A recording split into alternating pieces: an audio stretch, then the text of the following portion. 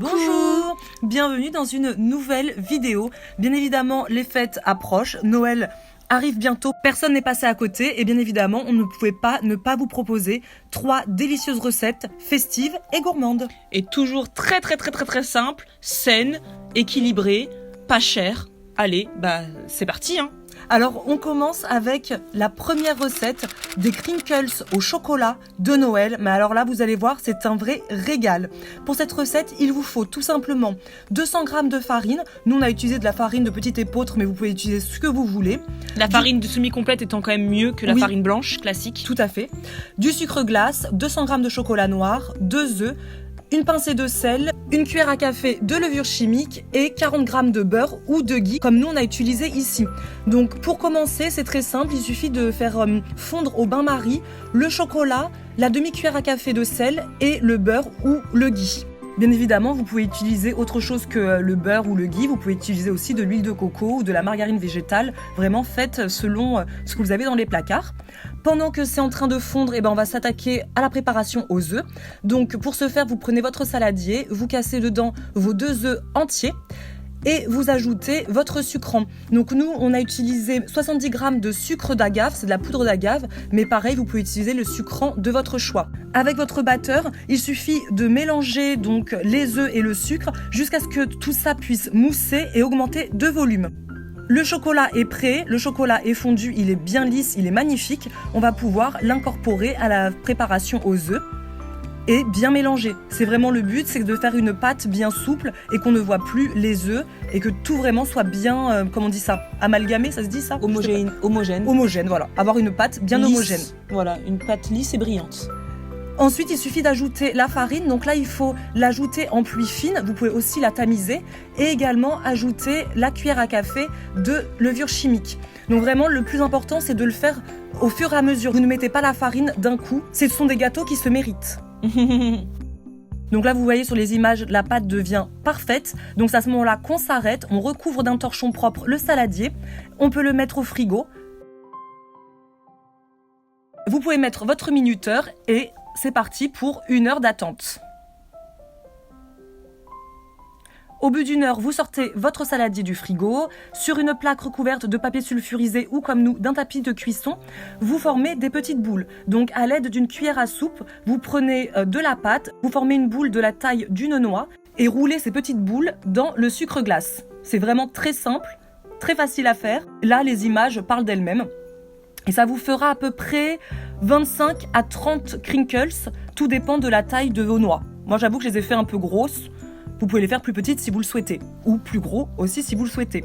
Là c'est prêt, votre four est préchauffé à 170 degrés et vous pouvez laisser les crinkles au four pendant 12 minutes, ni plus ni moins. Attention, 12 minutes. Et regardez, les chaussons de Noël, ils adorent quand même. J'ai laissé ça parce que c'était exceptionnel. On s'était mis dans l'ambiance ce jour-là. Et voilà, les crinkles sont prêts, en tout cas la première fournée.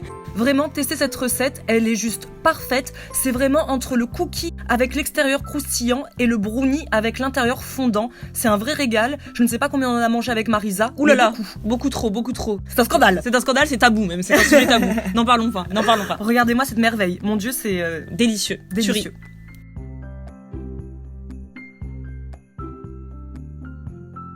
Alors pour la seconde recette, on vous a proposé des tartines butternut et cranberries. Pour cette recette, vous aurez besoin donc d'un demi butternut coupé en dés, une poignée de cranberries, d'un demi oignon coupé en lamelles, de fromage frais et de pain, donc tartine de pain que vous voulez. Nous on a pris du pain au muesli, non ? Au muesli, voilà, que j'ai acheté en magasin bio. Donc pour la recette, on commence par faire revenir son oignon, donc coupé en fines lamelles dans un peu d'huile d'olive, comme toujours, même préparation à chaque fois. On y ajoute les cubes de butternut et on sale et également on poivre. On laisse revenir un petit peu, je dirais entre 4 et 5 minutes, le temps que les oignons dorent bien. On ajoute un petit peu de thym. Donc ça, c'est du thym qui vient directement de Grèce. Merci à notre grande Sista de nous avoir envoyé ça, de nous avoir apporté ça de son voyage.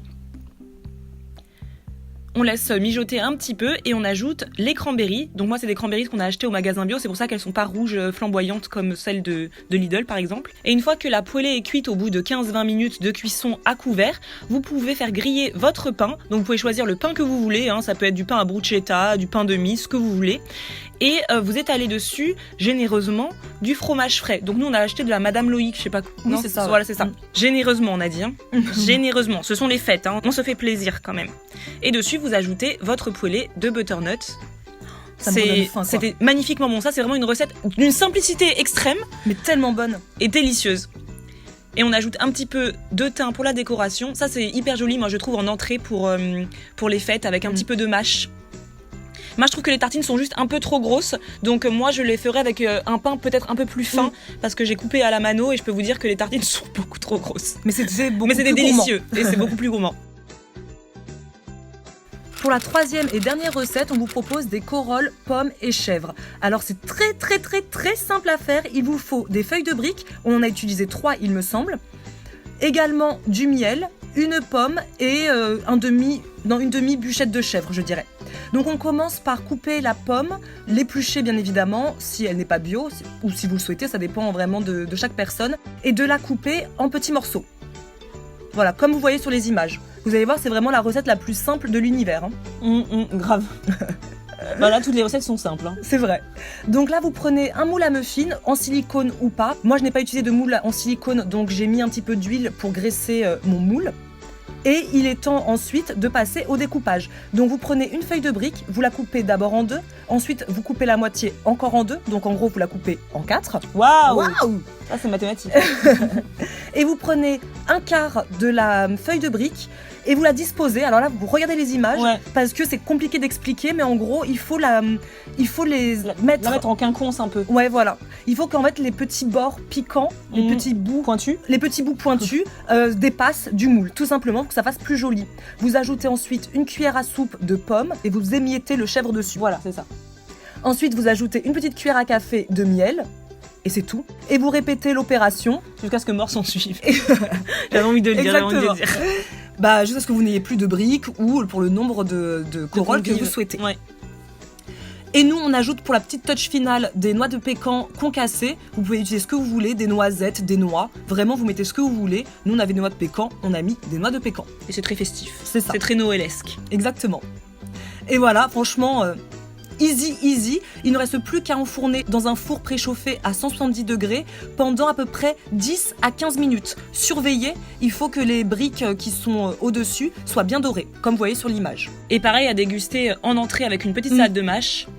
Mamma mias. Ah bon, pas du tout. Non, pas du tout. Donc voilà, la vidéo est terminée sur ces paroles. On a eu du mal à faire la voix off là, hein, quand même. Ouais. On a eu du mal à trouver nos paroles. C'est l'effet Noël, on est un peu ému, c'est l'émotion. Donc on espère que ces 3 recettes extrêmement simples et festives vous plairont. Ces recettes font de parfaits apéritifs, je trouve. C'est ça. Et de parfaits goûters ou petits desserts de Noël. C'est ça. Et également, avant Noël, si vous le souhaitez, ça fait aussi un super dîner healthy d'automne. Voilà. On se retrouve la semaine prochaine pour de nouvelles vidéos. Et en attendant, on se dit à plus. À plus.